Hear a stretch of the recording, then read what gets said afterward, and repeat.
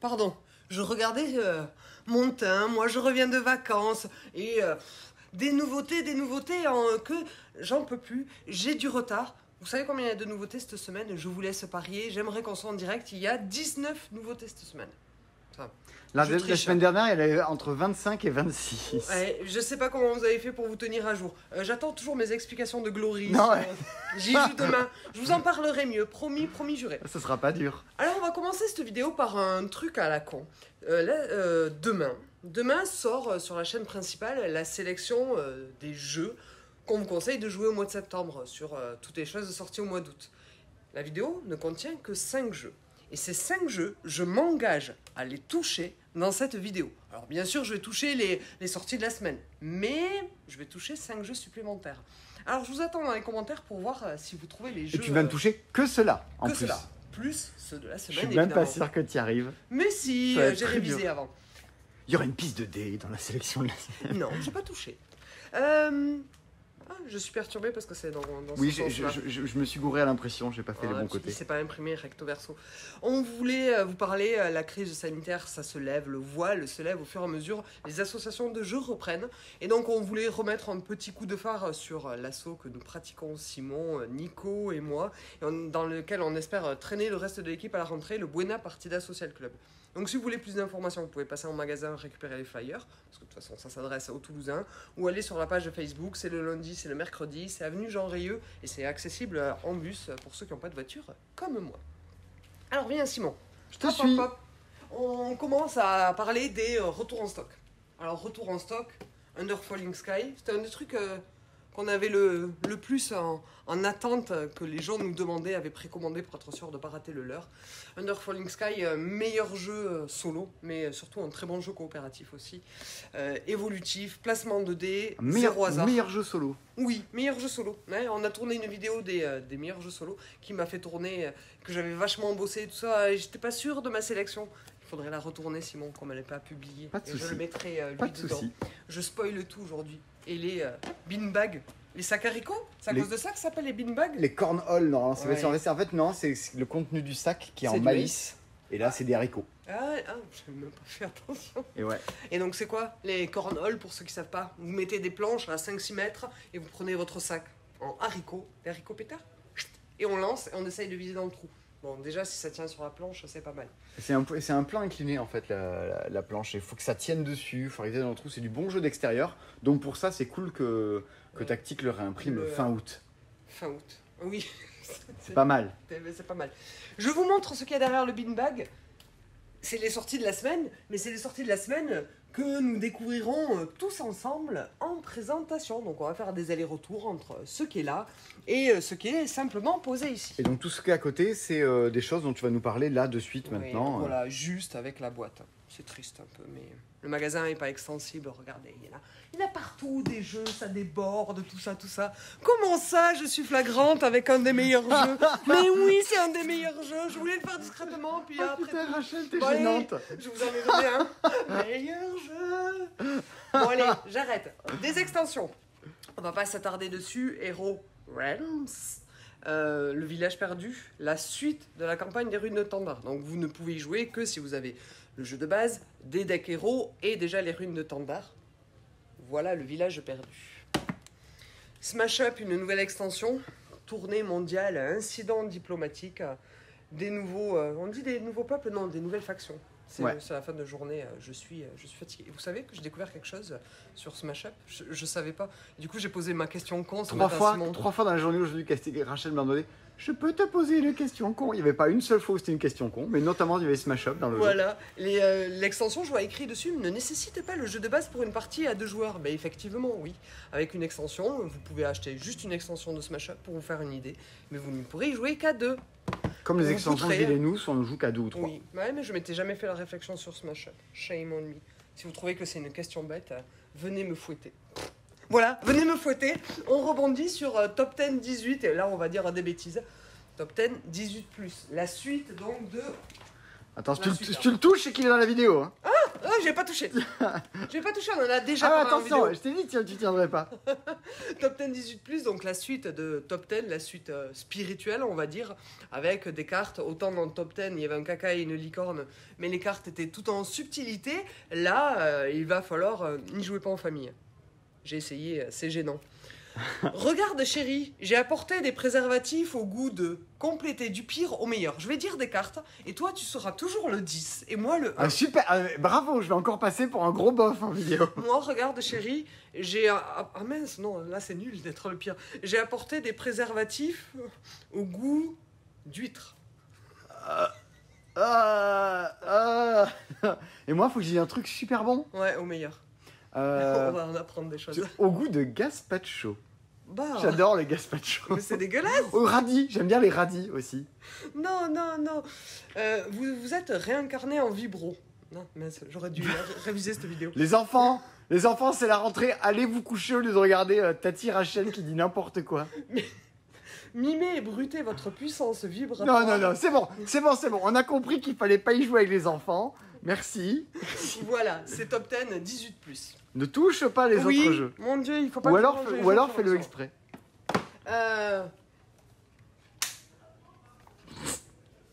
Bon, là, je peux pas dire que c'est la faute à Simon. Ça va. C'est un jungle speed, mais c'est un jungle speed Koh-Lanta. Ben, tiens, d'ailleurs, on va faire quelque chose de rigolo.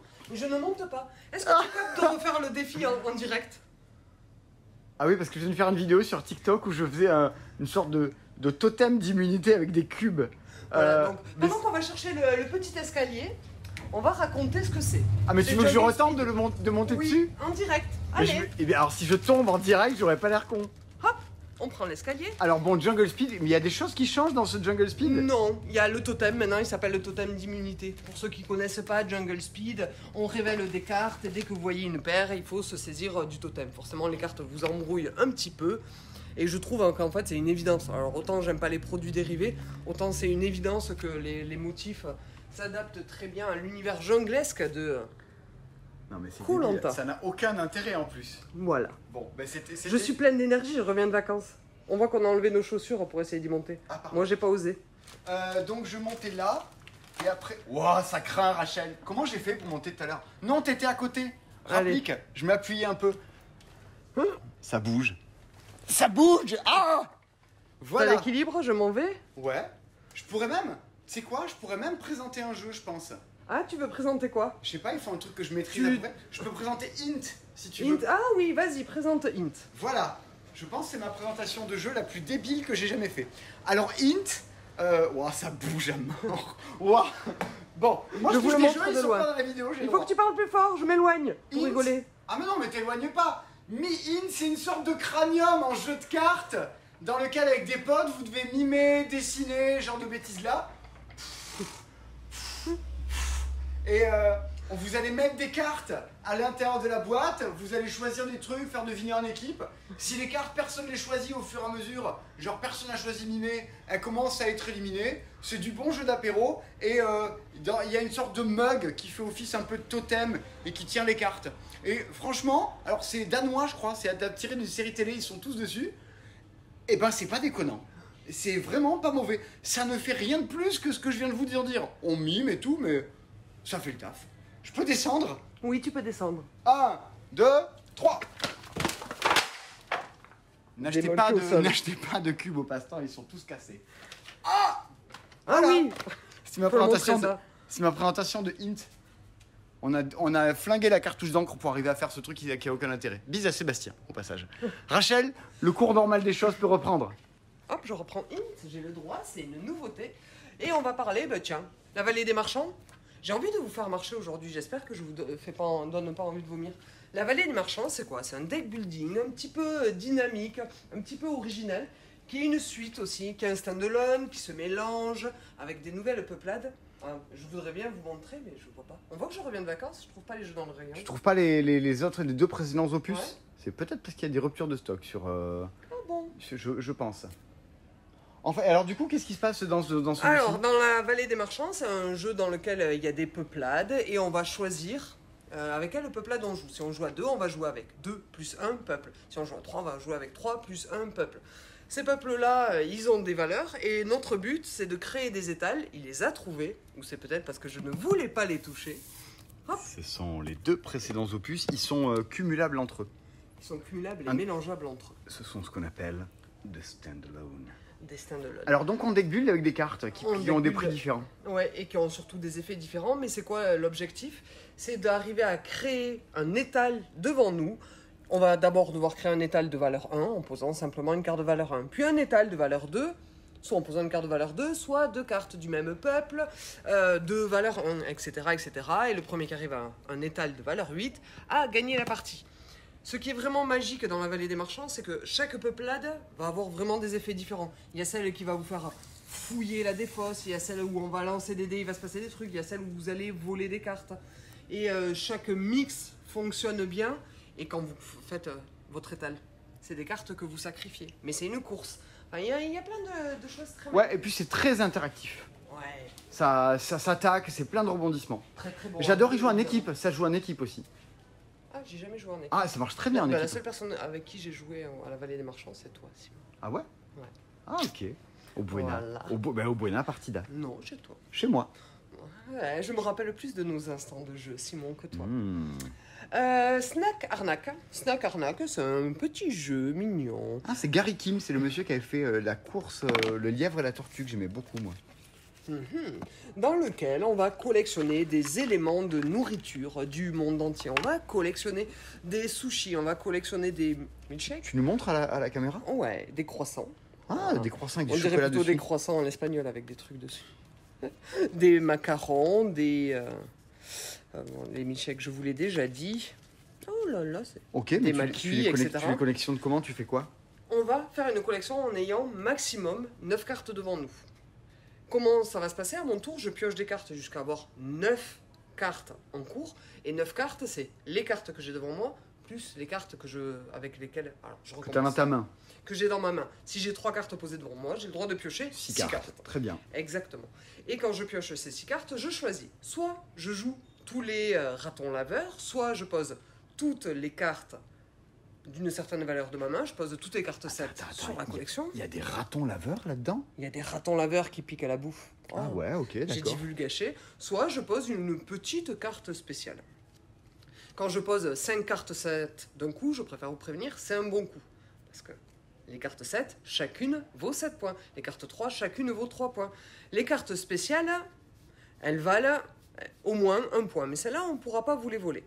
Hop, elles vous disent que chaque carte de ce type-là vous rapportera un point supplémentaire. Des petits bonus, tu fais des collections et tu as des bonus. Et après, on va se les chourer, c'est ça? Avec celle-là, quand je garde celle-là, je peux choisir de voler un petit peu tout ce qui se passe autour de la table. En fait, c'est un peu un skijo, un gang des castors, un peu vache et revanchard. Ok, du petit jeu de cartes sans prétention, où on s'attaque, on se pourrit, on fait des collections de cartes. Oh, je suis déjà fatigué, Simon. Tu es rentré de vacances il y a 2 jours, Rachel. Ibashi, le revamp graphique de Safranito. Moi j'adorais Safranito. Le jeu recommandé au Spiel des Jahres 2011. T'as vu, j'ai fait mes devoirs, Simon. C'est la rentrée. Waouh.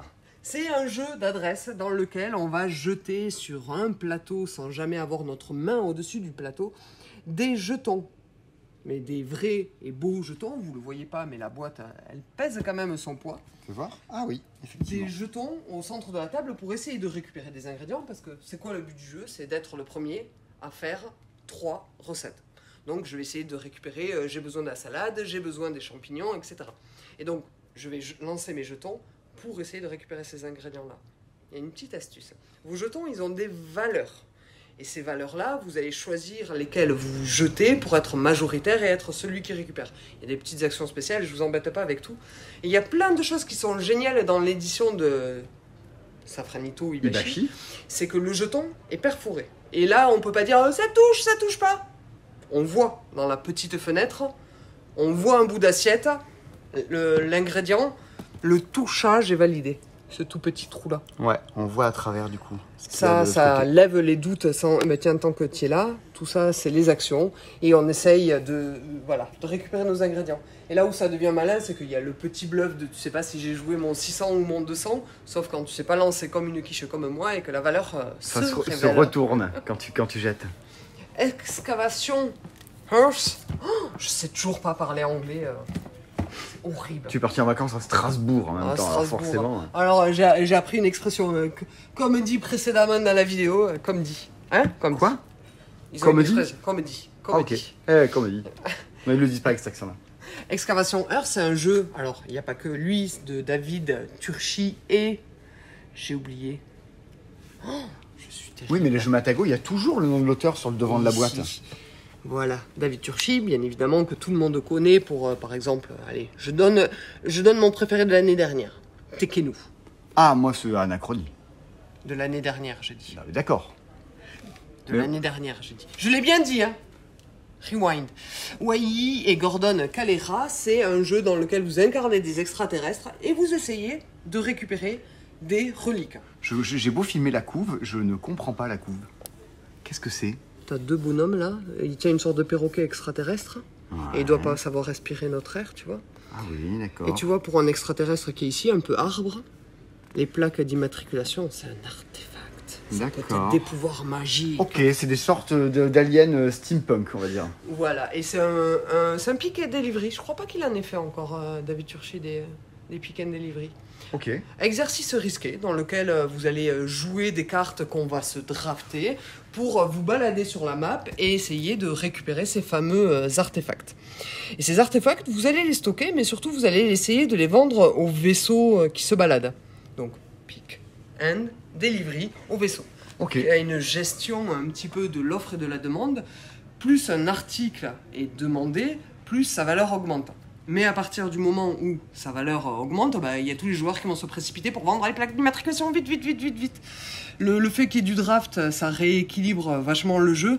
On te voit faire ta carte, je vais pas te la refiler.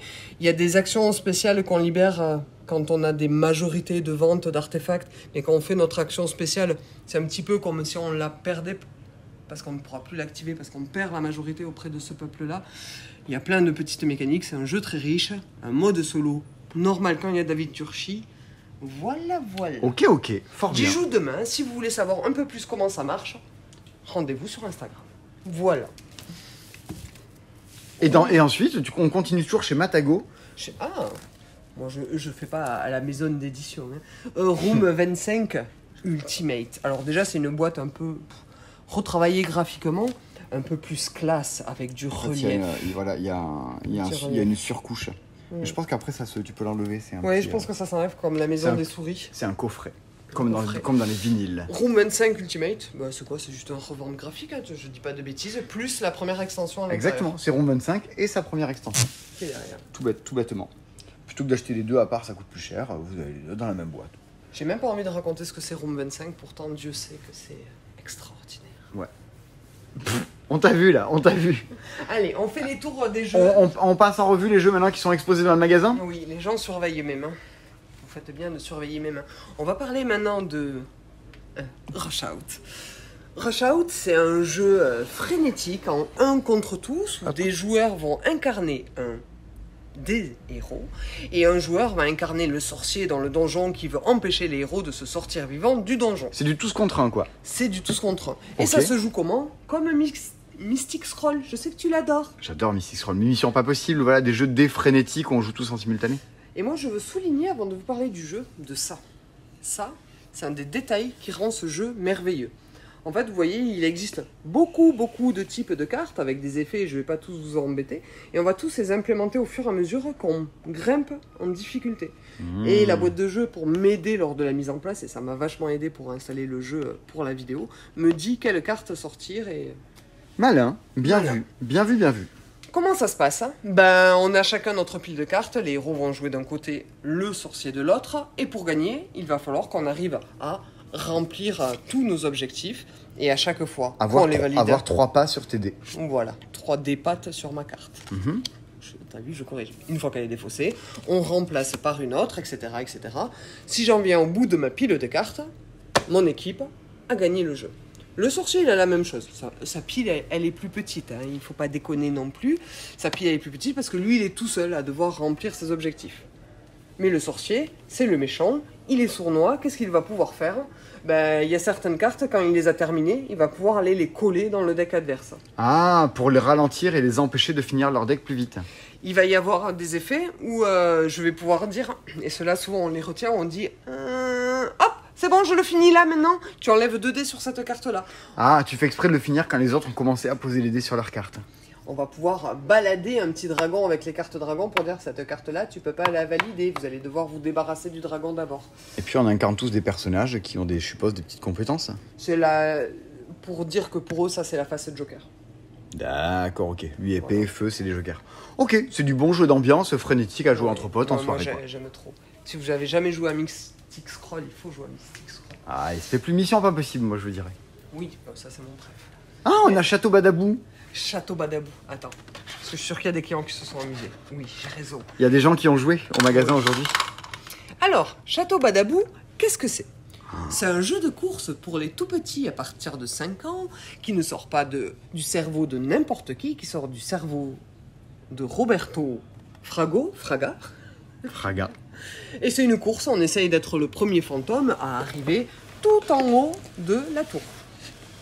Et la tour, elle est belle, elle est en 3D, elle monte, et vous voyez, première chose, sur la piste, il y a la piste safe. C'est plus long, il y a plus de cases à traverser, mais elle est plus safe. Il y a une piste un peu plus courte, là. Mais ça va être dangereuse, parce qu'il y a des billes qui vont pouvoir descendre par là. Ah, elles sont où les billes pour l'instant? Elles sont là-dedans. Oh. Comment ça se passe? À mon tour, je lance le dé, ça me dit que j'avance de 2 cases. J'avance de 2 cases, mais il y a une flèche. J'ai fait la bonne case. Allez, vas-y. Je tourne de 2 crans. 1 et 2. Oh! Eh ben, tant pis. Il s'est fait dégommer, lui. Il s'est fait dégommer. Bon, c'est un croque-carotte, mais ce que j'ai bien apprécié, c'est que le jeu est pas punitif. Le fantôme violet, il va pas recommencer d'en bas. Il est tombé dans cette douve ici, il va recommencer ici. Ah, il y a des sortes de petits checkpoints, on va dire. Ouais. Alors, le chemin safe, il est pas si safe que ça. Il y a une marche cassée. Quand vous tombez sur la marche cassée, vous vous retrouvez sur le toboggan. Il y a de temps en temps, je peux faire avancer les autres joueurs. À la différence de croque-carotte, déjà, tu fais un choix. Tu décides de prendre le chemin compliqué ou pas. Et puis, c'est trop bien, le matériel. Vous avez entendu les petits crans? Avez-vous entendu le cran? Allons-y.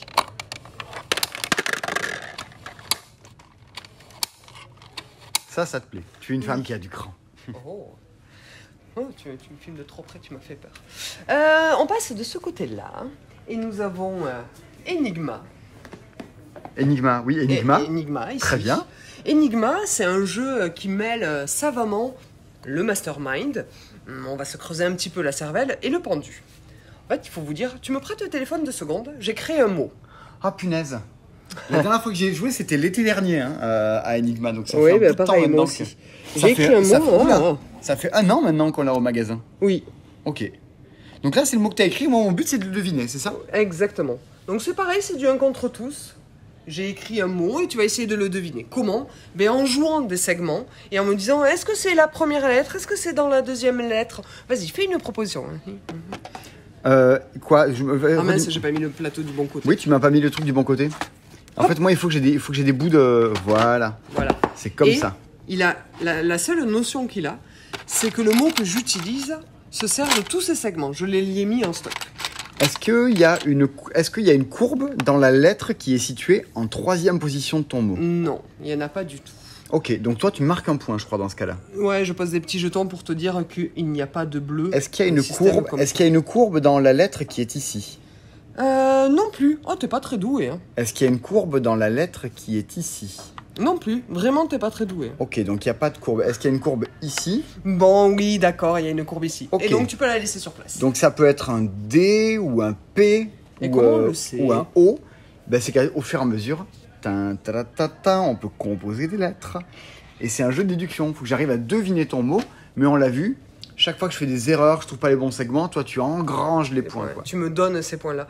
Et il y a le côté quand on le joue en 1 contre tous, quand on le joue un peu à 2, c'est par élimination, on essaye de le faire certes en moins de tours possible. Quand on le joue à plusieurs, il y a un joueur à un moment donné qui va essayer d'être force de proposition, de prendre des risques et d'essayer de craquer le mot avant les autres pour gagner le jeton Enigma qui ne vaut rien d'autre moins que 5 points. Vraiment, t'as pas trouvé encore là? Non, là, j'ai pas trouvé. C'était quoi le mot? Tu peux me le redessiner? Allez, je t'écris juste un bout. Parce qu'en fait, on trouve pas tout normalement. Tu es obligé de t'arrêter. Le jeu, il y a un système où tu es obligé de t'arrêter avant. Ouais, je t'écris le C'est début. Simon! Non, il manque une lettre. T'as écrit Simone. Oui. Tu me connais trop bien. On se marre bien au CE2. Hein. Merci la rentrée. Hop, on va pas très loin. On va parler de Monster Expedition. Là, vous le voyez pas, mais mon cerveau, il est là. Est-ce que t'as touché les jeux, etc. Moi, t'aurais pu toucher 3 s'il est dans la dernière vidéo qu'on a fait sur la chaîne principale. Oui, mais il est pas dans la vidéo de demain. C'est parce vrai. que c'est pas une nouveauté. C'est vrai. Monster Expedition, c'est un petit jeu de stop ou encore de très certainement mon auteur de jeu préféré qui est Alexander Pfister, l'auteur de Maracaibo, Great Western Trail, mais aussi de petits jeux tout aussi excellents que sont Isle of Skye. Monster Expedition, première particularité, c'est un jeu dans l'univers d'un autre jeu. C'est un jeu dans l'univers de Carnival of Monsters, ce jeu de draft de Richard Garfield, si je dis pas de bêtises. Ouais, tout à fait. Et donc, on va essayer de collecter des monstres qui vont nous rapporter les points qui sont indiqués en bas. Pourquoi on récolte des monstres? C'est une histoire de cirque dans Carnival of Monsters, parce que les gens veulent des monstres venus du désert, des monstres venus des océans, etc., etc. Comment ça se passe? Chaque joueur a devant lui 3 camps. Un camp de chaque couleur. Et à mon tour, je vais choisir d'activer un des camps, et seulement un des camps. On va imaginer que je veux lancer le camp bleu. Et le camp bleu, suivant son état d'évolution, parce qu'on va voir qu'il va s'améliorer. Au début, je peux lancer que 2 dés, puis 3 dés, puis 4 dés. D'accord, Hop là. en fait, il te fait lancer des dés, ton camp. 4 dés noirs, plus un dé bleu. Ah ben, ça tombe bien, c'est ce qui est mis de côté. Sauf qu'en choisissant le camp bleu, je ne peux attraper au centre de la table Des cartes bleues. que des camps bleus. Et tu sais à quoi je joue maintenant? Je joue à Picomino. Ah, Je vais tu lancer jettes tes des dés, dés. tu choisis une valeur, tu relances le reste. Oh bah, j'ai fait le dé bleu qui est un petit peu particulier. J'ai fait un 8, je garde le 8. Parce que j'essaie de faire une On va le somme. faire 10 a priori. Regarde-moi ce jet de... Ouais, mais tu peux garder qu'une valeur, tu gardes que les 6. Je garde que les 6. Et là, tu gardes tous les 4. T'as pas le Voilà. choix. Bon, on va imaginer si j'avais manqué de chance, si j'avais fait que des valeurs que j'avais déjà fait. Imaginez que j'ai encore relancé de 6. J'aurais dû perdre mon dé de plus grosse valeur. Donc mon 8. Ok. Donc de la prise de risque, savoir s'arrêter à tout moment. Mais là, qu'est-ce que je viens faire? Je viens faire la somme de tous mes dés. Ça fait 8. 28. Oh, bien ouais, j'ai 28. Et je peux prendre pour 28 de valeur de monstres bleus. Donc je peux très bien prendre un gros monstre à 25 ou venir faire 11, 9, Lui, il fait 11 par exemple. 19. Bref, j'aurais pris le 12 et le 10. En sachant que je peux toujours ramasser pour 10 une petite cage qui me rapportera moins de points. Mais... En fait, c'est Picomino le jeu de cartes. C'est Picomino le jeu de cartes, mais il y a du Pfister derrière. Picomino, Pourquoi Pfister, quand il fait un Picomino, il rajoute des effets. Ben, quand je ramasse un monstre, il va m'offrir une capacité spéciale. Par exemple, ce monstre-là, si j'en ai 3 qui ont cette capacité, j'aurai accès à un dé noir en plus.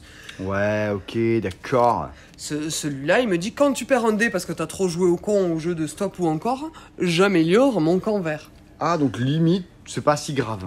Limite, c'est pas si grave. Et en plus, je vais pas garder que des grosses valeurs. Si je garde des petites valeurs, les valeurs 1, 2, 3 me permettent d'améliorer mes camps.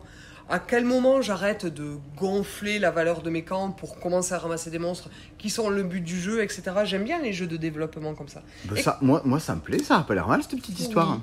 Et ce que j'aime, c'est du détail encore, mais tout est dans le détail avec Alexander Pfister. Une fois que j'ai acheté mes cartes et qu'on en rajoute du marché, on va poser des petits jetons de ma couleur dessus.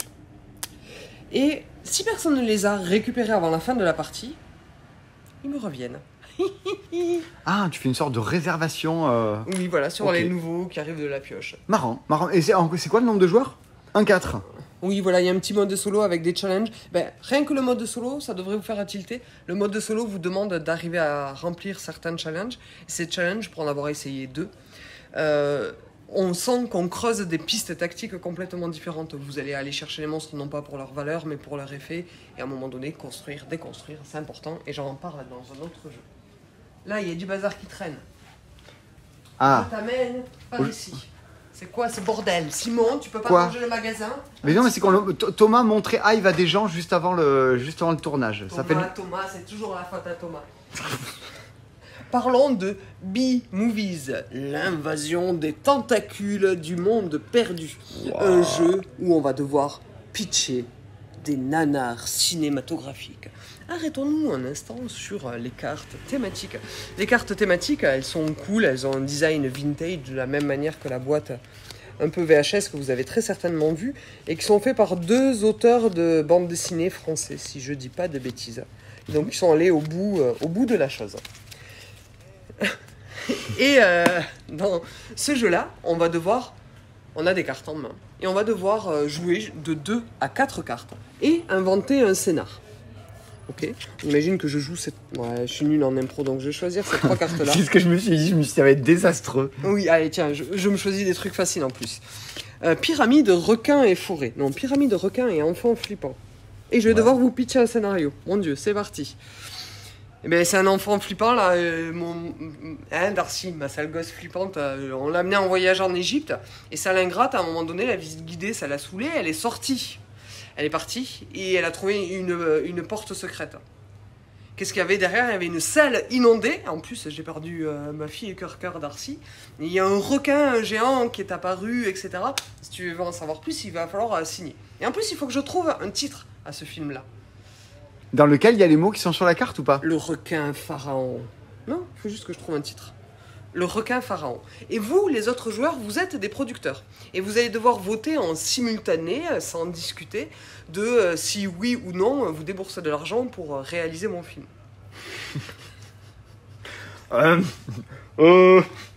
Bon. Tu le veux sur ta chaîne de YouTube? Sans vouloir vous vexer, mademoiselle. Donc, après, on va regarder la majorité des votes. Et suivant ce qui se passe à la majorité des votes, si tout le monde vote non, bah, les producteurs gagnent des pop-corn, des points de victoire face cachée. Si tous les joueurs votent yes... On dirait des molaires. La majorité des joueurs votent yes, c'est dégueulasse. Si la majorité des joueurs votent yes, ceux qui ont voté yes gagnent un popcorn, et moi, en plus, je gagne les points joués par mes cartes. D'où le fait que vous allez vouloir jouer jusqu'à 4 cartes pour essayer de convaincre les producteurs avec le plus de cartes possible. Bon courage. Vous allez pouvoir voter super méga yes. Si les yes passent, ça vous rapporte double de points de victoire, mais vous en avez qu'un pour la partie. Ok. Il vous a plu mon scénario? Vous auriez fait quoi de mieux avec requin, pyramide et enfant flippant? J'adore la boîte. VHS. J'ai un bouquin chez moi de Nanarland et c'est un peu le même packaging. Philippe. Pour ceux qui connaissent. What else, Rachel? Je réfléchis. Tu réfléchis? Ouais, je réfléchis Moi, parce que je je pense crois qu'il nous reste 2 jeux. J'en vois un. Oui. C'est 2. bon. Mais ils sont pas très loin l'un de l'autre. Ils Hop sont là. pas très loin l'un de l'autre. Nous avons Little Factory. Little Factory, un petit jeu chez Yellow des japonais Shun et Aya Taguchi. Les auteurs, et vous les reconnaissez très certainement au niveau du design de Sabrina Miramont, les auteurs de Little Town. C'est dark. C'est dark. Ouais, c'est dark. Pourtant, non, Là, c'est un petit style tout Little mignon, Town. Little Town. Nommé à l'As d'Or en 2020. Oui, moi j'étais triste qu'il n'ait pas eu. Surtout quand... Stop, concentre-toi. Donc Little Factory, mêmes auteurs, même illustratrice, même univers, n'est pas du tout le même jeu. Ne venez pas vous ruer sur Little Factory en me disant « Ah, j'ai trop aimé Little Town, etc. » C'est autre chose. C'est un petit jeu de développement à base de cartes. En termes de sensation de jeu, ça m'a donné un peu Century.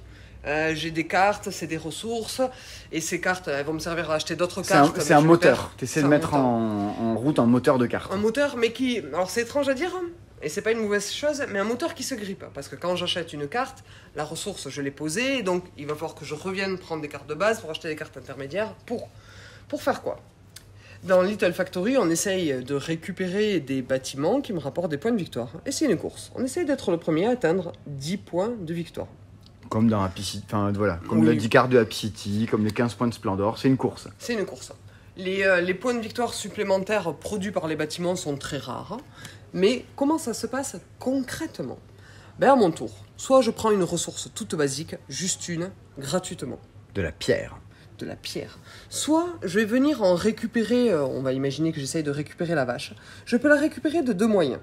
Soit, alors non, on va pas parler de la vache, on va parler de la pelote de laine parce que c'est plus intéressant, il y a les 2 cas. Soit je défausse du coton, et là je dis bien je défausse parce que tu vois, on voit comme si c'était surligné. Soit je montre juste aux autres joueurs que je possède la carte mouton. Ah, tu révèles, oui, tu n'as pas besoin de tuer le mouton. pour faire de la pelote de laine. La carte est dessinée.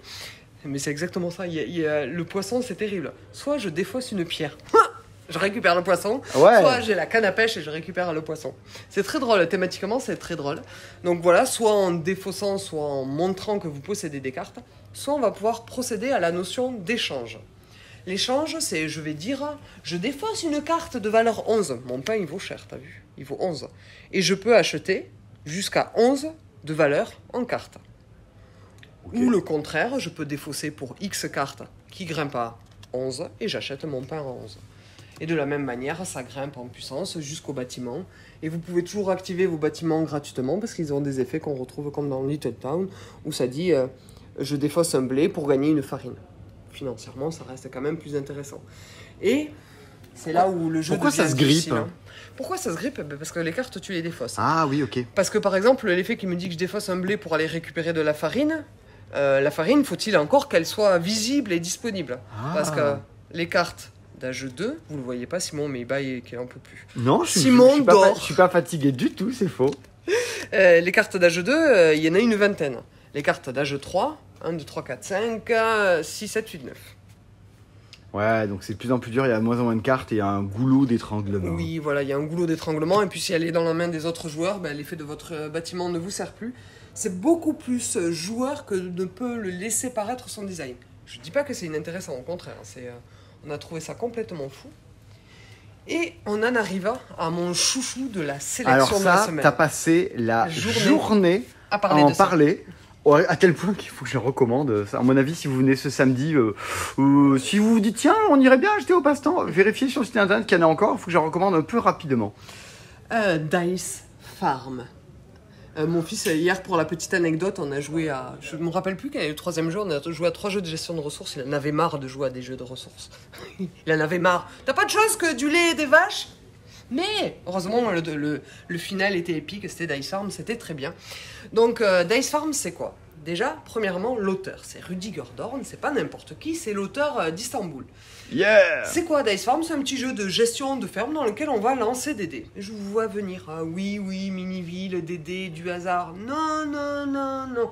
Pas du hasard, un petit jeu familial. Quand j'en discutais avec quelqu'un toute la journée, je leur disais, moi, ce qui je trouve magique, c'est que j'ai un nouveau jeu à disposition.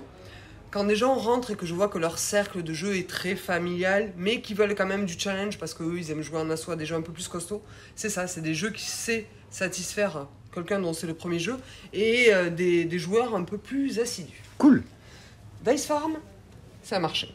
C'est une ferme. Là, j'ai sorti le matériel que pour un joueur parce que le matériel est très lisible et du coup, ça prend un petit peu beaucoup de place. Ça, c'est ma ferme. Et sur ma ferme, voici mes champs. On remarque qu'à chaque champ, il y a une valeur qui y est attribuée. 9, 8, 7, Boum. 2, 12. Ok. Ok, et il y a mon petit étal. Mon petit étal tout mignon sur lequel je vais venir stocker de la laine, du lait, du miel, des œufs, etc., etc. Ok. Pour la petite présentation des ressources aussi, je vous présente le sac en tissu. Le sac en tissu est très important. Et malgré le fait qu'il y ait des dés, le sac en tissu est très important. C'est un modificateur de dés. Le 3 me plaît pas, je défausse un sac en tissu, c'est un 4 que j'ai. Le 3 me plaît pas. Il y a des dés, il y a quoi? Qu'est-ce qui se passe? Qu'est-ce qui se passe? Un peu comme dans un jeu à cocher, et c'est peut-être pour ça que je l'ai aimé, à mon tour, moi, joueur actif, je vais lancer 3 dés. Et je vais me servir d'un des 3 dés, et uniquement d'un des 3 dés pour récupérer une carte au marché. Une carte, ou numéro 1, ou numéro 2, ou numéro 3. On va imaginer que je veux récupérer la carte numéro 3. Je veux récupérer celle-là, ok? Ok, très bien. Donc je me suis servi du dé numéro 3. Ok, donc Cette super, carte-là. dé numéro 3. Très bien. C'est un champ. Du coup, je vais la poser dans ma ferme sur un champ disponible. Et là, viens, tiens, ça veut dire une ressource de ton choix et une pièce. Je vais le poser sur la case une ressource de mon choix. C'est plus intéressant, tu comprends. Et maintenant, tous les joueurs vont pouvoir activer leur champ numéro, la somme des 2 dés que j'ai pas pris. Ça fait 3. Ça fait 3. Donc- Tous les joueurs, Mais pas toi. si, même moi. Donc toi, tu vas gagner un miel. Ouais, mais je veux pas. Je dépense un sac de miel et j'active le champ numéro 4. Ah, comme ça, tu gagnes ce que tu veux et de la thune. Exactement. Et c'est le but du jeu. Mais c'est mini-ville. C'est mini-ville, mais avec plus de contrôle. Et en fait, là où je crois que le jeu est vraiment magique, c'est dans ces cartes-là. Ces cartes-là, tu vois, Simon, lors de la mise en place, j'ai fait le tri en fonction du nombre de joueurs de carte 1, puis de carte 2, puis de carte 3, etc., etc., jusqu'à 6. Ouais. Et ces cartes, c'est elles qui vont te garantir et t'assurer une stratégie. C'est pas simplement récupérer de plus en plus de cartes, c'est récupérer de plus en plus de ressources. C'est commencer à transformer des ressources contre des bonus plus ou moins indispensables qui sont le tournesol. Et commencer à échanger. Et donc tu vas te spécialiser. Moi je fais plein d'œufs, mais pour chaque paire d'œufs, je me fais 8 pièces. Mais tu les gagnes comment ces cartes-là? Ces cartes-là, à chaque début de tour, quand tu prends une carte, tu récupères une carte au marché qui est changée par la suite. D'accord, c'est soit un champ, soit une mission. Enfin oui, d'accord, c'est forcément des champs que tu viens et ils vont commencer à te dire je transforme les ressources, je les veux, je les achète. Ouais. Et t'es limité, je suppose, dans ce que tu peux stocker? Non, même pas. Ah, sur l'étal ici? Ouais. Oui, t'es stocké à 16. Okay. Mais si t'en as 16, c'est que tu sais pas jouer. Ok, mais j'y jouerai, je te dirais, je sais pas jouer. Parce que moi j'adore Medieval, les conneries, les lotos, tu jettes des dés. Mais c'est trop bien. Et je voulais, il y avait un jeu qui s'appelait Space Base et j'avais vraiment envie que ça marche plus que ce que ça marchait. Parce que le thème était nazissime, qui reprenait ce principe un peu de Medieval. Et Dice Farm me fera, je pense, plus marrer. Il y a toujours Valéria aussi, dans le même style. Mais c'est un chouïa plus tactique que tous ces trucs-là. Plus accessible peut-être, plus accessible que Medieval, mais plus tactique.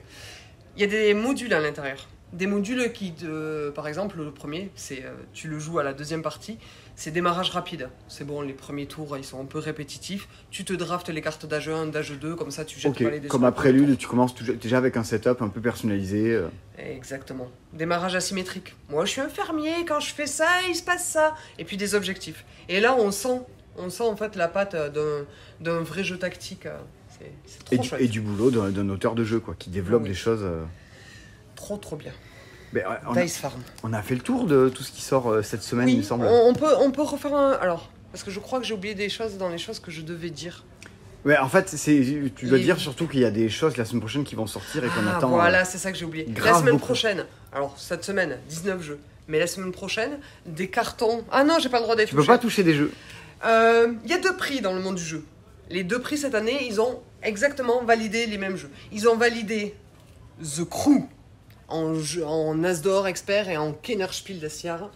Et ils ont validé Micro Macro en As-d'Or et en Spiel des Jahres.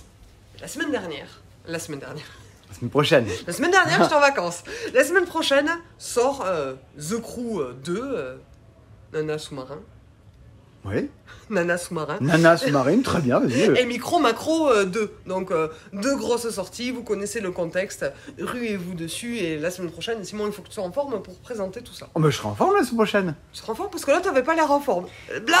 C'est parce qu'il y a une vidéo demain, il y a du montage et j'ai pas assez dormi et voilà machin. T'es fatigué par avance. Ouais, c'est ça. Est-ce que Simon, tu crois que j'ai touché tous les jeux?